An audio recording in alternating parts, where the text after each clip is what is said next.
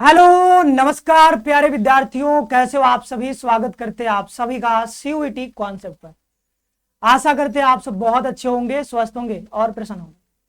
तो आज के इस वीडियो में हम लोग टोटल 7 महीने की डिटेल्ड स्ट्रेटेजी के बारे में डिस्कस करने वाले हैं। सितंबर का महीना धीरे धीरे समाप्त हो रहा है और हम मान के चल रहे हैं कि एनटीए आपका एग्जामिनेशन मई 2026 में कंडक्ट करवाएगी, जैसा कि हर साल देखा गया है कि लगभग मई के महीने में आपके एग्जामिनेशन कंडक्ट करवाए जाते हैं। तो अभी से अगर आप देखो तो आप सितंबर को निकाल दोगे तो अक्टूबर, नवंबर, दिसंबर, जनवरी, फरवरी, मार्च, अप्रैल, तो यहां पर देखें टोटल तो यहां पर 7 महीने आपके पास बचे हुए हैं।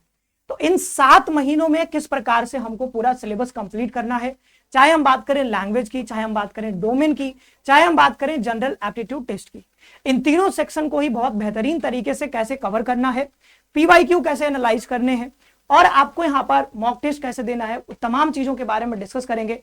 आपके पास बुक्स कौन से होने चाहिए, स्टडी मटेरियल आपके पास कौन होना चाहिए, इन तमाम चीजों के ऊपर बात करने वाले हैं। हर एक पहलू के ऊपर बात करेंगे और यहां पर हम आपको 7 मंथ्स की फेज वाइज स्ट्रेटेजी बताने वाले हैं। Phase 1, phase 2, phase 3। तो टोटल जो 7 महीना हमारे पास अभी बचा हुआ है, पूरे 7 महीनों को हमने 3 फेज में डिवाइड किया है और अलग अलग पेज के अलग अलग नाम भी दिए हैं। तो तीनों फेज वाइज हम लोग देखेंगे कि कैसे हम तैयारी को बहुत बेहतरीन कर पाएंगे और जितना भी हम चाह रहे हैं कि जिस भी यूनिवर्सिटी में हमारा एडमिशन हो वहां तक हम कैसे पहुंच पाएंगे। तो वो चीजें जो है यहाँ पर आप जो है बात करने वाले हैं उसके ऊपर। लेकिन वीडियो में आगे बढ़ने से पहले अगर आप हमारे चैनल पर नए हो तो चैनल को सब्सक्राइब जरूर कर लो, बेल नोटिफिकेशन प्रेस कर लो, क्योंकि सीयूटी कॉन्सेप्ट, सीयूटी से रिलेटेड हर एक अपडेट यहाँ पर देता है और आपको गाइड भी करता रहता है टाइम टाइम पे। जो भी जरूरत होती है आप कमेंट बॉक्स में बता सकते हो कि सर अगला वीडियो जो हमको इस टॉपिक पे चाहिए। अगर आप कमेंट करोगे तो हम कोशिश करेंगे उस वीडियो पे जो है उस टॉपिक पे वीडियो जरूर लेकर के आएंगे। साथ ही साथ मैं बता दूं कि सीयूटी कॉन्सेप्ट जो है तैयारी भी करवाती है। तो हमारा पहला जो बैच है श्योर सिलेक्शन बैच, ये आ चुका है। तो अगर आप हमारे कोर्सेज में जुड़ करके चाहे बीए हो, बीएससी हो, बीकॉम हो, बीए एलएलबी हो या लैंग्वेज और जीईटी की तैयारी करना चाहते हो अलग से, तो वो सारे ही चीजें आपको यहाँ पर वीडियो लेक्चर्स के माध्यम से कंटेंट हो गया, साथ ही साथ पीडीएफ हो गए, प्रैक्टिस सेट हो गया, मॉक टेस्ट हो गया, वो सब कुछ आपको एक ही जगह मिल जाता है। तो आप अगर चाहते हो ज्वाइन करना, ज्यादा जानकारी चाहते हो तो इस नंबर पे कॉल कर सकते हो या फिर डायरेक्ट सीयूटी कॉन्सेप्ट का एप्लीकेशन डाउनलोड कर सकते हो प्ले स्टोर से और वहां से कोर्स परचेज कर सकते हो। तो चलिए आ जाते हैं। देखो, जब भी हम किसी एग्जाम की तैयारी शुरू करते हैं तो शुरू करने से पहले कुछ बुनियादी बातें समझना बहुत इंपॉर्टेंट होता है, जैसे कि सिलेबस क्या है, जैसे कि पेपर पैटर्न क्या है। ये 2 बातें बहुत इंपॉर्टेंट होता है। तीसरा होता है पीवाईक्यू। तो पीवाईक्यू पे बाद में आएंगे, अभी के लिए पहले हम सिलेबस और एग्जाम पैटर्न समझ लेते हैं। तो अगर देखें यहाँ पर पेपर कैसा बनेगा, पेपर आपका आएगा प्योर एकदम एमसीक्यू। तो एमसीक्यू बेस्ड आपका पेपर होता है। आपके पास 4 ऑप्शंस दिए जाते हैं, एक क्वेश्चन होगा, 4 ऑप्शन होंगे। 4 ऑप्शन में से जो भी आपको लग रहा है कि सही होगा वो आपको सिलेक्ट करना होता है। तो बहुविकल्पीय प्रश्नोत्तरीय वाले एग्जाम होते हैं, आराम से 4 ऑप्शन रहेंगे, उसमें से आपको एक सिलेक्ट करना होता है। मार्किंग स्कीम की बात करें तो यहाँ पर एक क्वेश्चन सही करने के लिए आपको दिए जाते हैं 5 नंबर और अगर आप एक क्वेश्चन गलत कर देते हो तो आपको 1 नंबर कट जाते हैं। इट मींस कि यहाँ पर आपको नेगेटिव मार्किंग देखने को मिलता है। तो जब भी आप एग्जामिनेशन में बैठोगे तो आप इस बात को जरूर ध्यान में रखोगे, क्योंकि जब आप ज्यादा नेगेटिव मार्किंग कर देते हो तो उसका खामियाजा आपको भुगतना पड़ता है। इसलिए आप इस चीज को बहुत ध्यान से, मतलब ज्यादा नेगेटिव मार्किंग नहीं करना है, इस बात का ध्यान रखना है। तो अगर 5 नंबर मिल रहे हैं और हर पेपर जो हमारा होगा वो 50 क्वेश्चन होंगे, जो भी टेस्ट पेपर आप उठाओगे उसमें 50 क्वेश्चन होंगे। एक क्वेश्चन अगर 5 नंबर के हैं तो आप देख रहे हो कि यहाँ पर 250 नंबर का आपका यहाँ पर हर एक टेस्ट पेपर, चाहे वो जीएटी का हो, चाहे वो हिंदी लैंग्वेज का, इंग्लिश लैंग्वेज का या डोमेन कोई सब्जेक्ट हो, वो 250 नंबर का ही होगा। अब देखें यहाँ पर कि टोटल सब्जेक्ट जो होते हैं टोटल 37 होते हैं। आपको पता होगा कि 3 सेक्शन में बांटा हुआ है एग्जाम स्ट्रक्चर। 3 सेक्शन में बांटा हुआ, जितने भी टेस्ट पेपर है 37 को 3 भागों में बांटा है। तो पहला में लैंग्वेज होता है सेक्शन 1, दूसरा होता है आपका डोमेन, तीसरा होता है आपका यहाँ पर जनरल एप्टीट्यूड टेस्ट। तो जो लैंग्वेज होता है उसमें आपके पास 13 लैंग्वेज होते हैं, जिसमें आप कोई भी चुन सकते हो, जो आप चुनना चाहते हो चुन सकते हो। 23 डोमेन सब्जेक्ट होते हैं, जिसमें से आपको 2 या 3 चुनते हैं, ज्यादातर बच्चे 3 चुनते हैं, 2 भी चुनते हैं, तो आप जैसा चुनना चाहो चुन सकते हो। 1 जनरल एप्टीट्यूड टेस्ट होता है, वो सबके लिए कंपलसरी होता है। अब यहां पर देखें मीडियम, अच्छा ये कंपलसरी नहीं है, मतलब आप बहुत सारे बच्चे लेते हैं, लेकिन होता क्या है कि किसी किसी जगह आप एडमिशन लेना चाहते हो तो वहां पे कंपलसरी है। जैसे कि आप बीए में, बीएचयू में एडमिशन लेना चाहते हो तो आपको जनरल एप्टीट्यूड टेस्ट लेना पड़ेगा। और भी कई सारे कोर्सेज है जहां पर जनरल एप्टीट्यूड टेस्ट रिक्वायर होता है, कहीं कहीं पे जनरल एप्टीट्यूड टेस्ट की जरूरत नहीं भी पड़ती है। जैसे आप अगर डीयू में पढ़ना चाहते हो, बीएससी करना चाहते हो, तो आपको सिर्फ डोमेन और लैंग्वेज से काम चल जाएगा। बीए करना चाहते हो, डोमेन और लैंग्वेज से काम चल जाएगा, आपको जनरल एप्टीट्यूड टेस्ट लेने की जरूरत नहीं है। तो कुछ केसेस में कंपलसरी है, कुछ केसेस में किसी किसी यूनिवर्सिटी में जरूरी नहीं है ये लेना, बट वो आप देख लोगे कि भाई आपको कहाँ एडमिशन लेना है, आपको जिस भी यूनिवर्सिटी में आप टारगेट कर रहे हो उसके हिसाब से आप टेस्ट पेपर चुनना। ठीक है, अब देखिए मीडियम तो 13 माध्यम में आपका पेपर होता है, असमीज में, बंगाली में, इंग्लिश में, गुजराती में, हिंदी, कन्नड़ा, मलयालम, मराठी, पंजाबी, उड़िया, तमिल, तेलुगु एंड उर्दू। तो इन सारे माध्यम में परीक्षा होती है। आप जिस भी माध्यम को प्रिपेयर करना चाहते हो कर सकते हो। सिलेबस आप देख सकते हो, ये जो है यहाँ पे ये ऑफिशियल सिलेबस दिया गया है। अभी हम और बात करेंगे सिलेबस के ऊपर, ये यही मोटा मोटी यही सिलेबस बताया गया आपको। ठीक है, चॉइस ऑफ टेस्ट पेपर अगर हम देखें तो यहाँ पर आपको टेस्ट पेपर अगर हम बात करें तो टोटल 5 टेस्ट पेपर आप चुन सकते हो, मतलब आपके पास 37 है, तो 37 में आप अपने प्रेफरेंस के अनुसार, कोर्स, यूनिवर्सिटी के अनुसार आप मैक्सिमम 5 चुन सकते हो, 5 से ज्यादा नहीं चुन सकते हो। मार्किंग स्कीम बता ही दिया था। मोड ऑफ एग्जाम सीबीटी होगा, टोटल क्वेश्चन 50 होंगे और एक क्वेश्चन के लिए 5 नंबर, और ड्यूरेशन जो मिलेगा वो आपको 1 घंटा मिलेगा। ठीक है, हर पेपर को सॉल्व करने के लिए, चाहे वो मैथ्स का हो, चाहे फिजिक्स का हो, चाहे वो जनरल एप्टीट्यूड टेस्ट का हो, आपको 1 घंटे ही यहाँ पर दिया जाएगा। मीडियम ऑफ एग्जामिनेशन बता दिया, 13 लैंग्वेजेस में आपका एग्जामिनेशन कंडक्ट होने वाला है। फिर देखे यहाँ पर तो यही चीजें हैं, फिर से यही चीजें जो अभी बताई है वो सब कुछ यहाँ पे लिखा हुआ है, आप फिर से चाहो तो इसको पढ़ सकते हो या फिर आप चाहो तो यहाँ पर स्क्रीनशॉट ले सकते हो।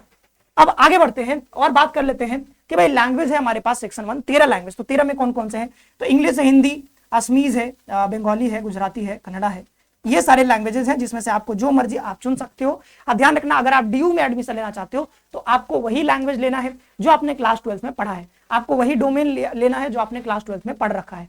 अगर आपको जेएनयू में एडमिशन लेना है तो आपको इंग्लिश लैंग्वेज लेना है, अगर आपको बीएचयू में एडमिशन लेना है तो आप इंग्लिश और हिंदी में से कोई भी ले सकते हो, अगर आपको इलाहाबाद यूनिवर्सिटी में एडमिशन लेना है तो वहां भी आप हिंदी या इंग्लिश में से कोई चुन सकते हो। एग्जाम स्ट्रक्चर अगर हम देखें डोमेन में, तो डोमेन में क्या है, आपके पास टोटल बताया गया कि टोटल आपके पास यहाँ पर जितने भी डोमेन है, यहाँ पर कितने हो गए, 26 डोमेन है, तो 26 डोमेन में से आप कोई भी चुन सकते हो, आप अपने मर्जी के ऊपर है। बस ध्यान रखना, डीयू में एडमिशन लेना है तो वही डोमेन लेना है जो आपने क्लास 12 में पढ़ रखे हैं। तो ज्यादातर बच्चे 3 डोमेन लेते हैं क्योंकि 3 से आपको बीएचयू में एडमिशन मिलता है, 3 डोमेन आपको लेना होता है बीएचयू में, बीएससी में, हाँ डीयू में भी 3 डोमेन हो जाता है, तो ज्यादातर बच्चे 3 डोमेन यहाँ पर प्रेफर करते हैं लेना। अगर आप एयू में एडमिशन लेना चाहते हो तो आप एक डोमेन से भी काम चला सकते हो, एक डोमेन, एक लैंग्वेज और एक आप जनरल एप्टीट्यूड टेस्ट लेकर के इलाहाबाद यूनिवर्सिटी में एडमिशन ले सकते हो। सेक्शन 1 लैंग्वेज देखें सिलेबस के बारे में, तो सिलेबस मेजरली यहाँ पर ग्रामर से सवाल पूछे जाते हैं, ज्यादा से ज्यादा सवाल, मतलब ऑलमोस्ट सारे सवाल जो है ग्रामर से ही आते हैं, तो यहाँ पर ग्रामर आपको बहुत अच्छे से कवर कर लेना है। तो जैसे हिंदी ग्रामर में बात करें तो वर्णमाला आपको बहुत अच्छे से पढ़ना है, वहां से सवाल आते हैं। और फिर अगर देखें तो वो जो यहाँ पर एंटोनिम, सिनोनिम, मतलब उसको कहते हैं अनेकार्थी शब्द, हाँ। फिर होता है हमारे पास पर्यायवाची शब्द, इसके बाद होता है हमारे पास विलोम शब्द, उसके बाद होता है हमारे पास इडियम्स, फ्रेजेस जिसको हम कहते हैं मुहावरे, लोकोक्तियां, ये सब आपको पढ़ने होते हैं। और इसी प्रकार से आपको यहाँ पर इंग्लिश में भी यही सब देखने को मिलता है, बस नाम बदल जाते हैं इंग्लिश में। ठीक है, तो वही जो है ग्रामर पर आपको फोकस करना है, ग्रामर बस पढ़ना है, ग्रामर से आपका काम हो जाएगा। हाँ, रचनाकारों के नाम भी पूछे जाते हैं लिटरेचर से, तो लिटरेचर पे भी आपको ध्यान रखना है। हालांकि अगर आप क्लास 12 में, क्लास 10th में अगर आप अच्छे से पढ़े हो तो आपको अलग से बहुत ज्यादा मेहनत करने की जरूरत नहीं पड़ेगी, खासकर रचनाकार के लिए। जैसे हिंदी अगर आप पढ़े हो तो आपको बहुत ज्यादा मेहनत नहीं करनी पड़ेगी, मतलब यहाँ पे आपने 10th में पढ़ा होगा, आपने 11th में पढ़ा होगा, आपने 12th में पढ़ा होगा, तो जो आप अभी तक पढ़ते आ रहे हो उसी में से कोई यहाँ पर बन जाता है सवाल, तो वो कभी कभी आपने पढ़ा होगा, आपने जो है क्लास 10th में, 12th में ये सब में पढ़ा होगा, तो वहां से आपको बहुत मदद मिल जाती है ग्रामर में। सेक्शन 2 डोमेन है, तो डोमेन में बस क्लास 12 के एनसीईआरटी से सवाल पूछे जाएंगे, तो एनसीईआरटी का सिलेबस आप उठा सकते हो या फिर आप यहाँ पर एनटीए की वेबसाइट पे जा सकते हो, तो एनटीए की वेबसाइट से जाकर के यहाँ पर सिलेबस देख करके और वहां से तैयारी कर सकते हो। बस आपको एनसीईआरटी पढ़ना है और इसके अलावा कुछ नहीं पढ़ना है। जनरल एप्टीट्यूड टेस्ट का सिलेबस मैं बना चुका हूं, मैथ्स का डिटेल सिलेबस इसी चैनल पे जा चुका है, रीजनिंग का भी डिटेल सिलेबस इसी चैनल पे जा चुका है, तो आप उसको जरूर से देख लीजिएगा, क्योंकि यहाँ पर बहुत क्लियर नहीं लिखा गया है कि हम रीजनिंग में, हम मैथ्स में क्या पूछेंगे, बहुत क्लियर नहीं बताया गया है, तो आप उसको जाकर के देख सकते हो उस वीडियो को, उसमें बहुत अच्छे से बताया गया, पीवाईक्यू को एनालाइज करके बहुत शानदार तरीके से हमने वो डिजाइन किया। अब आ जाते हैं जो कि हमारे वीडियो का टॉपिक था कि 7 महीनों में कैसे हमको तैयारी करनी है। तो जो बातें मैं बता रहा हूं वो अपने अनुभव के आधार पर बता रहा हूं, तो आप जो है इसको फॉलो कर सकते हो, अगर आपको अच्छा लगता है कर सकते हो, या फिर आप अपने लिए थोड़ा बहुत इसमें चेंजेस करना चाहते हो तो बिल्कुल कर सकते हो। अगर आपको लगता है कि नहीं सर ये मेरे लिए उतना अच्छा काम नहीं कर रहा है, तो आप चाहो तो इसमें थोड़ा बहुत चेंज भी कर सकते हो। मैंने फेज वाइज इसको बांट दिया है। पहला फेज नाम दिया फाउंडेशन। इस फेज में क्या करना है, बस आपको बार बार किताबें पढ़नी है और अपना बेसिक स्ट्रॉन्ग करना है। तो बेसिक स्ट्रॉन्ग करने के लिए सबसे पहले सिलेबस का मैपिंग करना है। तो सिलेबस के लिए आप क्या कर सकते हो, जो बताया है जनरल, ये देखो जो एनसीईआरटी उसका तो आप देख ही लोगे वहां से, उसमें कोई दिक्कत नहीं। एनसीईआरटी का जो किताब पढ़ रहे हो नया वाला वही है, उसमें कुछ अंतर नहीं है। बस यहाँ पे मैथ्स और रीजनिंग और जीके जीएस को लेकर के आता है, तो मैथ्स और रीजनिंग का हमने अपलोड कर ही दिया है, उसको देख लेना। सिलेबस मैपिंग आपकी अच्छे से हो जाएगी। फिर एनसीईआरटी क्लास 12 का डोमेन सब्जेक्ट आपको बेस स्ट्रॉन्ग करने के लिए पढ़ना है बहुत अच्छे से। अगर आप क्लास 12 में पढ़ ही रहे हो वही सेम डोमेन सब्जेक्ट जो कि आपको सीयूटी में लेने हैं, तो आपका वैसे ही बेस स्ट्रॉन्ग है, हो रहा है। मतलब बहुत आधा तो आपने पढ़ ही लिया होगा अभी तक। अर्धवार्षिक एग्जाम होने होंगे, शायद हो गया होगा, कहीं पता नहीं हो रहा होगा अभी या फिर होगा। तो अर्धवार्षिक एग्जाम होगा, फिर जो है वार्षिक होगा, तो आप बहुत अच्छे से तैयार कर ही लेते हो, तो इसमें बहुत ज्यादा आपको परेशानी होगी नहीं, आराम से आप इसको कर सकते हो। लैंग्वेज बेसिक आपको ग्रामर, वोकेब और कॉम्प्रिहेंशन पे ध्यान रखना है, क्योंकि कॉम्प्रिहेंशन से सवाल आते हैं। रोज थोड़ा करंट अफेयर न्यूज़पेपर रीडिंग करना है, ये इसलिए करना है ताकि आपको कॉम्प्रिहेंशन स्ट्रांग हो सके, ठीक है।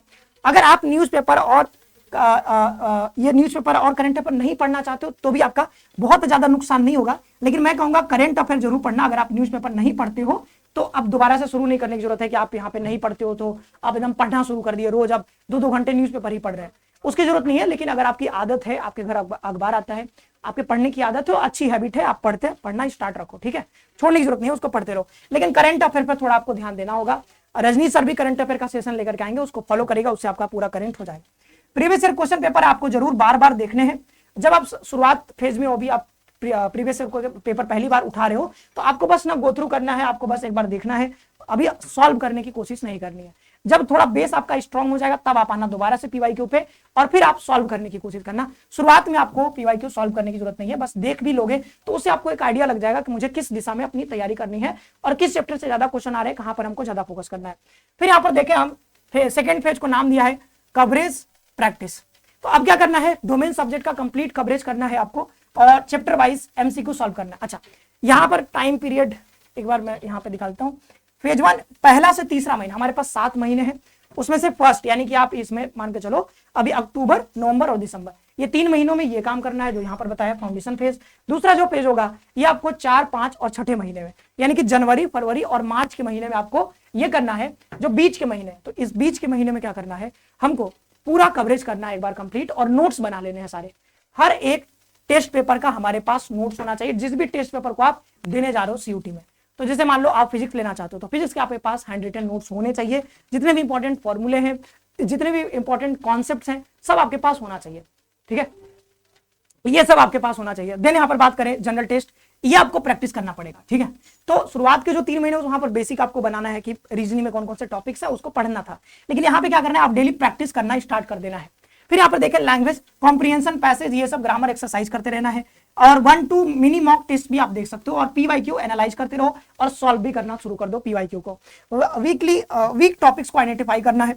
जैसे आप यहाँ पे मिनी मॉक टेस्ट लगाओगे, पीवाईक्यू सॉल्व करोगे तो आपको पता चलेगा कि कौन से टॉपिक पे आप अच्छा परफॉर्म नहीं कर पा रहे हो, और जहां पे अच्छा परफॉर्म नहीं कर पा रहे हो उसको आप दोबारा से पढ़ोगे, दोबारा से एनालाइज करोगे, अपने वीक पॉइंट्स पर काम करोगे। उससे होगा क्या कि आपकी तैयारी और बेहतर से बेहतर होती चलेगी और निखरती जाएगी।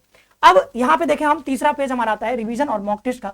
ये जो एग्जाम के जस्ट पहले आपको करना है, तो हर वीक आपको 2 फुल लेंथ मॉक टेस्ट देने हैं। हम मान के चल रहे हैं जनवरी, फरवरी, मार्च वो बीत गया बीच वाले फेज में, और अप्रैल आपके पास 1 महीना बचेगा। तो अप्रैल के महीने में आपको क्या करना है, बस यही काम करना है, यानी बार बार रिवीजन करना है। और रिवीजन के साथ आपको हर वीक जो है 2-2 मतलब एक वीक में आपको 2-2 फुल लेंथ मॉक टेस्ट देने हैं, ठीक है, और उसको एनालाइज करना है। देखो मॉक टेस्ट देने का तब तक कोई फायदा नहीं है जब तक आप उसको बाद में एनालाइज नहीं करते हो। मॉक टेस्ट दिया, फिर उसको जस्ट तुरंत बाद, जैसे मॉक टेस्ट दिया, रिजल्ट आ गया, फिर हमने उसको एनालाइज किया कि भाई कहां कहां पर हमारी कमियां रह गई, क्यों इतना नंबर आया है। अगर मेरे 250 में से 200 नंबर आ रहे हैं तो वो 50 नंबर कहां नहीं आए, कहां कटे हैं, तो वो चीज आपको, उस पर आपको काम करना पड़े, ठीक है। एनालाइज करोगे तभी आप बेहतर कर पाओगे। वीक टॉपिक्स का टारगेटेड रिवीजन करना है। लैंग्वेज और जनरल टेस्ट का टाइम प्रैक्टिस करना है, यानी कि आप जब एफएलटी दोगे, सीयूटी कॉन्सेप्ट भी एफएलटी लेकर के आएगा, ठीक है।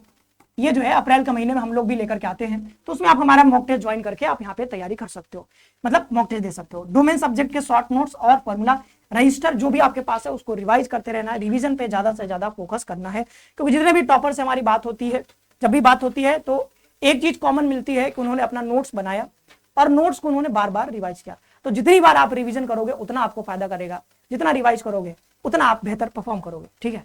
आगे बढ़ते हैं, अब देख लेते हैं यहाँ पर बुक और रिसोर्सेज के बारे में, कौन कौन से बुक्स पढ़ने हैं। तो आपको लैंग्वेज के लिए अगर स्पेशली बात करें इंग्लिश के लिए तो रेन और मार्टिन की ग्रामर की बुक ले सकते हो। वर्ड पावर मेड इजी ले सकते हो फॉर वोकेबलरी, वोकेब स्ट्रॉन्ग करने के लिए ये ले सकते हो।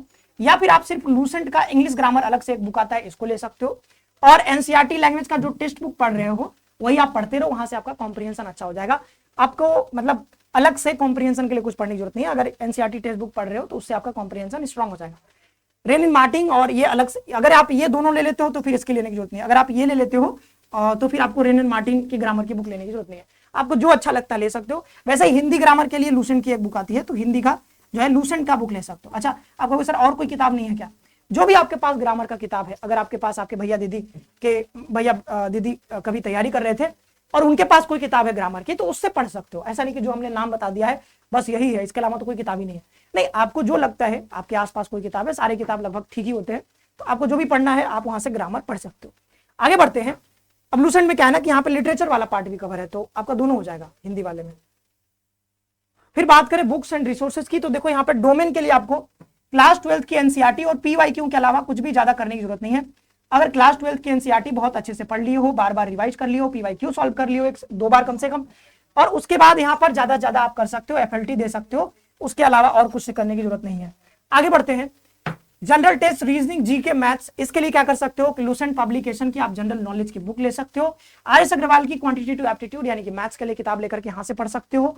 और रीजनिंग के लिए तो आप जो है इसके लिए बात है, अरिहंत की किताब आती है, वहां से ले सकते हो, वो पढ़ सकते हो। या फिर आपके पास कोई और किताब है तो वहां से भी प्रैक्टिस कर सकते हो, ठीक है। या फिर जो हमारे कोर्सेज में जुड़ोगे तो यहाँ पर मैं खुद ही मैथ्स और रीजनिंग दोनों ही पढ़ा रहा हूँ, मैथ्स और रीजनिंग दोनों ही पढ़ा रहा हूँ। तो आप हमारे साथ जुड़ करके मैथ्स रीजनिंग दोनों सीख सकते हो। रजनी सर आपको जीके जीएस सिखा रहे, तो आप वहां से कर सकते हो। सारे सवाल जो हमारे कोर्स से आएंगे, मतलब 1-2 सवाल आगे से आगे पीछे हो सकते हैं, लेकिन जो टॉपिक हम पढ़ाएंगे उसी टॉपिक से सवाल आएगा। सवाल बाहर से नहीं रहेंगे, इतना गारंटी है, लगभग 99% गारंटी है कि जो हम पढ़ाएंगे वहीं से सवाल आ रहे हैं, हर बार आए हैं और इस बार भी आएंगे। तो टॉपिक हमारा वही रहेगा, जो हम पढ़ रहे हैं वहीं से सवाल आएगा। लेकिन ये हो सकता है कि भाई कोई बच्चा 20 में से 20 ना बना पाए, मान लो 20 आए रीजनिंग का, तो 20 ना बना पाए, बट एटलीस्ट आप 18 तो आराम से बना ही पाओगे, ठीक है। तो ये मैथ्स रीजनिंग हो गया। देन यहाँ पर आगे बढ़ते हैं। अब बुक्स एंड रिसोर्सेज के लिए बात करें, मॉक टेस्ट प्रैक्टिस पेपर्स के लिए आप या तो मार्केट से ले सकते हो, या फिर सीयूटी कॉन्सेप्ट का जब यहाँ पर आ जाएगा एफएलटी, तो आप उसको ज्वाइन करके यहाँ पर पढ़ सकते हो। या फिर हमारे कोर्सेज में अगर आप आ जाते हो तो कोर्सेज में आपको सब कुछ मिल जाएगा। मतलब लगभग 2500 के आसपास में हमारा कोर्स है, हाँ। और 2500 में कोर्स जब आप लोगे तो यहाँ पर होगा क्या कि इसमें आपको एफएलटी भी प्रोवाइड किया जाता है, आपको प्रैक्टिस सेट प्रोवाइड किया जाता है। तो एफएलटी में क्या होगा कि आपको एफएलटी का प्राइस वैसे कितना होता है, 499 रुपीज। अब ये जो बच्चे ये कोर्स खरीदते हैं तो ये एफएलटी हम उनको उसी में इंक्लूड कर देते हैं। मतलब कि ये आपको एफएलटी के लिए अलग से कोई प्राइस पे करने की जरूरत नहीं होती है। एक बार आप कोर्स ज्वाइन करते हो, उसके अलावा आपको दोबारा हम मतलब कभी आपको यहाँ पर पे करने के लिए कुछ भी नया चीज आता है तो हम उसी में इंक्लूड कर दे। मान लो टारगेट बैच आया, ठीक है, तो टारगेट बैच आया 1-2 महीनों का, तो वो उसी में आ जाएगा, मतलब आपके कोर्स में वो मिलेगा। तो टारगेट बैच के लिए आपको अलग से पे नहीं करना है, आपको यहाँ पर एफएलटी के लिए अलग से पे नहीं करना है। एक बार वन टाइम पेमेंट है, 2500 के आसपास होगा, जो भी आप देख लिया, कुछ डिस्काउंट भी होगा शायद। तो यहाँ से एक बार पेमेंट करना है और सारी तैयारी आपकी लगभग कंप्लीट हो जाएगी। अब यहाँ पर जुड़ने के लिए हमने बताया कि जो है सिंपली इन सब कोर्सेज की तैयारी करना चाहते हो, सारा कोर्स यहाँ पर पूरा जो सिलेबस में है सब कुछ कराया जाता है। अच्छा, ये जो है यहाँ पर गड़बड़ हो गया थोड़ा, ये हटा देना, ये एनसीटी वाला है, ये है, ठीक है। यहाँ पर जो है मैं बताना चाह रहा था कि अगर आप जुड़ना चाहते हो, ये सारे कोर्सेज की तैयारी होती है। इधर जो है यहाँ पर एक नंबर दिया गया, इस नंबर पे कॉल कर सकते हो, कॉल करके आप बात कर लो ज्यादा जानकारी के लिए। अदरवाइज सीधा सीयूटी कॉन्सेप्ट के एप्लीकेशन पे जाओ और वहां से कोर्स आप परचेज कर सकते हो, आपको कोर्सेज दिख जाएंगे। तो आज के लिए इस वीडियो में इतना ही रखते हैं। अगर आपको किसी और टॉपिक में वीडियो चाहिए तो आप बता सकते हो, ठीक है, कमेंट में बता सकते हो, कमेंट बॉक्स हमेशा आपके लिए खुला रहता है। तो आज के इस वीडियो में इतना ही रखते हैं, मिलते हैं किसी नए वीडियो में नए टॉपिक के साथ। आप सभी का बहुत बहुत धन्यवाद। खुश रहिए, पढ़ते रहिए और अपना ख्याल रखिए।